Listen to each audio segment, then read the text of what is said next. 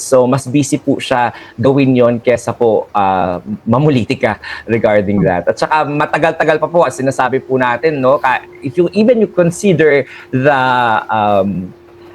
yung ano na yun, no, kung totoo, the practicality of it, it's too early for you to actually do that. Dahil sabi ko nga 31 days pa to itong Article 1. Susunod dito, meron pa tayong Article 3, tapos meron pang Article 2. So that will entail mga 90 more days, if sorry, not 90, mga 50 more days, no, tapos magpapresenta pa yung defense bago sila magbotohan. So it's still too early, and at the same time yung case of the prosecution, kalahati pa lang rin sila dito sa article na to, no, sa Article 1. So medyo preposterous yung ganong insinuation by parties. Kung sino po nag-allege, siya ang kailangan magpatunay. At yung kailangan mag-defend sa sarili niya, yung accused o yung respondent, walang kailangan gawin. Kung hindi ma-prove yung allegation, he or she can sit pretty there without doing anything because of the presumption of innocence. So lagi po natin kailangan isipin yun na dapat ganon yung mas logical na pag-iisip kesa yung sa kabila na maniniwala kagad tayo sa allegations. Gusto ko lang malaman, meron na bang reaction si Presiding Officer Chis Escudero doon sa lumabas na report na sinisimulan na daw ligawan ni Senator Chis Escudero, Senator Jinggoy, magkapatid na Villar, Senator Loren Legarda to convict VP Sara? That is totally untrue po, no. I asked the presiding officer, natawa lang siya, sabi niya talaga lang, tinatanong mo pa yan sa akin. So that is completely untrue po na wala pong ganong mga moves on his part. He is busy, and his time is taken up by reading and studying the case, both the witness testimony, the number of documents, at saka yung mga resolutions na kailangan niyang ilabas. In a way po nga, parang marami siyang kailangan pang ilabas na resolution dahil sa mga na-cancel na trial date. So mas busy po siya gawin yon kesa po mamulitika regarding that. At saka matagal-tagal pa po, sinasabi po natin, no, if you consider the yung ano na yun, no, kung totoo, the practicality of it, it's too early for you to actually do that. Dahil sabi ko nga 31 days pa to itong Article 1. Susunod dito, meron pa tayong Article 3, tapos meron pang Article 2. So that will entail mga 90 more days, if sorry, not 90, mga 50 more days, no, tapos magpapresenta pa yung defense bago sila magbotohan. So it's still too early, and at the same time yung case of the prosecution, kalahati pa lang rin sila dito sa article na to, no, sa Article 1. So medyo preposterous yung ganong insinuation by parties. So anong tingin doon ni Senator Chis Escudero? May plano na i-discredit? Ano yung nakikita niya na intention ng ganong balita? I-discredit yung maganda niyang paghawak sa impeachment trial? Actually, he didn't describe anything to me kung anong tingin niya doon. Parang nung tinanong ko lang siya, parang ang ano niya lang, bakit mo pa ako tinatanong? Parang alam mo naman na wala namang ganyan. Alam mo naman na hindi totoo yan. So yun lang, parang so preposterous for me to even raise it up to him.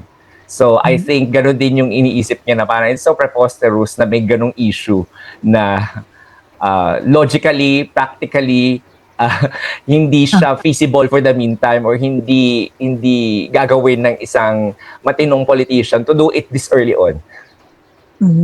Pero pwede yung gawin kapag patapos na, sir, o hindi rin? Hindi rin. I don't think hindi ganun si Senator Escudero eh. Parang as you know, no, kahit na before, laging ini-issue sa kanya yan yung regarding the Senate presidency, ganyan din yung pinalabas na issue. So lumang tugtugin na po yan eh, if you consider it. And any person pwedeng anuman, basta i-allege mo lang, parang yan na yan. At yung person na sinasabihan ng ganon, siya ngayon yung nabibigyan ng burden of proof na patunayan yung kanyang innocence on the matter, even wala namang ebidensya, no, at wala siyang kailangan gawin. However, in a court of law, which is logical, ito po dapat yung sinusunod natin, no, sa ating mga araw-araw na paniniwala sa mga lumalabas po na news. kung sino po nag-allege siya ang kailangan magpatunay at yung kailangan mag-defend sa sarili niya, yung accused o yung respondent, walang kailangan gawin. Kung hindi ma-prove yung allegation, he or she can sit pretty there without doing anything because of the presumption of innocence. So lagi po natin kailangan isipin yun na dapat ganon yung mas logical na pag-iisip kesa yung sa kabila na maniniwala kagad tayo sa allegations. Ang problema parang dating sir blind item, walang source. Yes, tama ka po dyan. No? Mahilig po tayo sa ganun eh. Kaya yung mga ganyan, binabrush aside na lang po ng mga senators natin kasi alam naman nila kung ano yung totoo. Last na lang on my part. So on Monday, sir, kung meron ng impeachment trial, ilalabas na ni Presiding Officer Escudero yung pong ruling at warning sa both parties kaugnay ng kanilang mga naging public statement at saka pinopost sa social media. Tama po kayo, Ma'am Selly. Pero bago po niya basahin at ilabas po yung ruling na yon, kailangan niya po munang marinig si Attorney Amado Ligutan. Bibigyan po ng oras si Attorney Ligutan to respond to the manifestation and accusation of the lead counsel, Attorney Sison. At pagkatapos po nun, baka kung may kailangan ibahin sa ruling niya, base dun sa sinabi ni Attorney Ligutan, baka magkaroon ng konting break para maiba lang po yung draft niya. At kung wala naman po, yung ine-expect ni presiding officer na sasabihin ni Attorney Ligutan, ay yun din yung naisip niya na sasabihin ni Attorney Ligutan, yung ruling niya, babasahin niya na po kagad without any more taking a short break.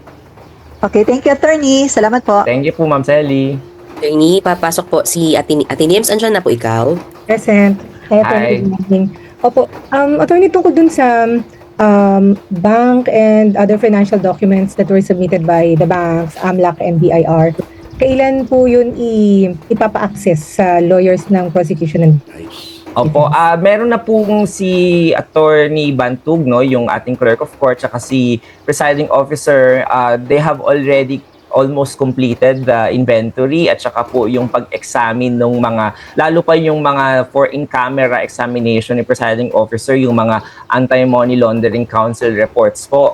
At magre-release po either in the next week po or the week after that ng ruling po regarding that para po mabigyan na po ng access yung parties kung nakapasa na po doon sa in-camera inspection na yun. Okay. Yung pong BIR and bank documents ay, tama ba, certainly, mapapabigyan ng copy or ipapa-access yun sa both panels. Pero yung sa AMLAC ay depende pa.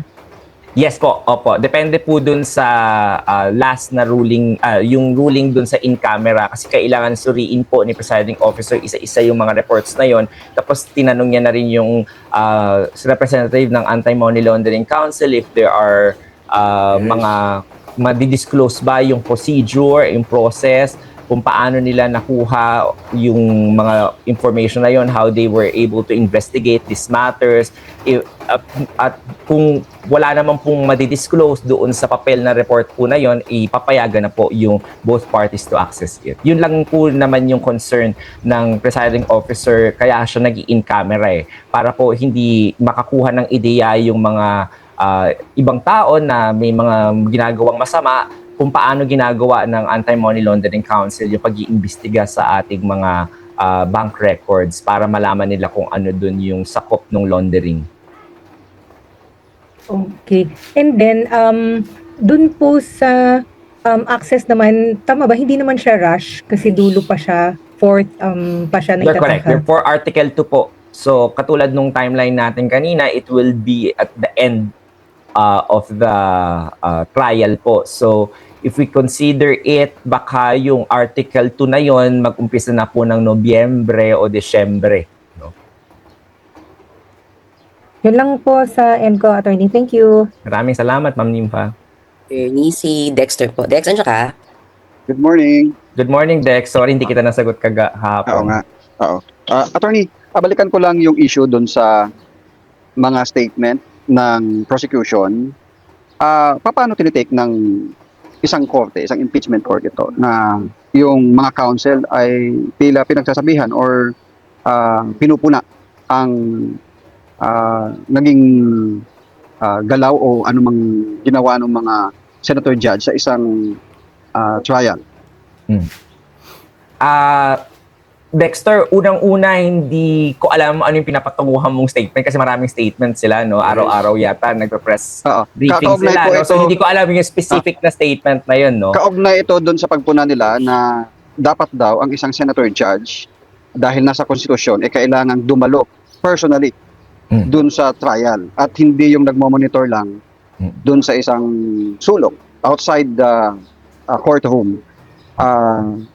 Dahil kailangan nilang makita kung paano daw sumagot ang isang testigo, makikita nila yung kanyang mga facial expressions at hindi yung nandun lang na nakamonitor online. Paano po ito tinitake ng impeachment court? Yung mga ganitong pahayag ng counsel outside the court mismo. Of course, yung impeachment court will consider that matter, no? Dahil may nagmo-monitor naman ang ating branch clerk of court, tsaka yung mga staff po, minomonitor naman yung mga pahayag na yan. At I'm sure kasama yan sa mga papaalalahanan na dun sa ruling ni presiding officer, yung proper decorum ng bawat litigant, pati po ng counsels, when it comes to dealing with the court. Kasi alam naman po ng lahat ng abogado at na yung meron kaming tinatawag na Code of Professional Responsibility and Accountability at na dapat hindi kami nagsasabi ng anything that will degrade the credibility and the integrity of the court because our overall duty is for justice to be done and for us to strengthen the workings of the court so that the people, kasi officers of the court kami, so that the people will have faith in the justice system, which is kasama dito yung impeachment court. So any matter na nakakasira, any public speech na nakakasira doon sa notion na yon na fair, na ginagawa ng korte yung kanyang gawain, at ito ay credible at may integrity, ito po ay nakikita sa paglabag na doon sa aming Code of Professional Responsibility and Accountability. So it will be considered by the impeachment court and the presiding officer in his ruling, I'm sure. And at the same time po, no, kailangan rin pong lahat tayo maging maingat sa sinasabi po natin. Kasi po, yung alam naman natin yung ating mga House Prosecutor Panel, sila rin po ay part of the legislative. At kung siguro maaalala nila, ginagawa rin naman po nila yan sa Kongreso na after nila magpa-enter ng attendance doon sa plenary, ay lalabas naman po sila. Meron din po silang Congressman's Lounge doon at doon sila makikipabalik-taktakan sa kanilang mga kasamahang congressman at magsasnack din po at kakain din po. So ganoon din po ang Senado dahil nga po doon sa sinabi kong rule on Redix at saka Heinz President na pinapayagan po yung continuing quorum basta po yung ating mga legislative persons ay nasa vicinity ng Kongreso o ng Senado within the power of either the Speaker or the Senate President or the presiding officer to be called anytime that there needs to be persons in the plenary or in the session. Attorney, kung sa mga regular na korte, ang paghahayag ng anumang statement against sa isang judge ay mako-consider na grave. Paano po ito para sa impeachment court? Lalo't ginawa yung statement outside the court. Oo. Dexter, kung mababasa ninyo, no, meron tayong ABS-CBN versus Ampatuan, meron tayong in regard Chief Justice Sereno, may mga statement din siya doon. Marami rin tayong mga kaso na ng galing sa Korte Suprema na ginagabayan yung lahat ng korte on how to deal with criticisms outside of the court. And medyo stricto po yun, no? And kung makikita po natin ang ating presiding officer and the impeachment court itself, kung magre-resolve yan, lagi po nakabase lamang po yan either sa mga batas na naipasa ng Kongreso o kaya naman po sa mga batas na nakapaloob po sa jurisprudence o yung mga kaso na dinesisyonan ng Korte Suprema.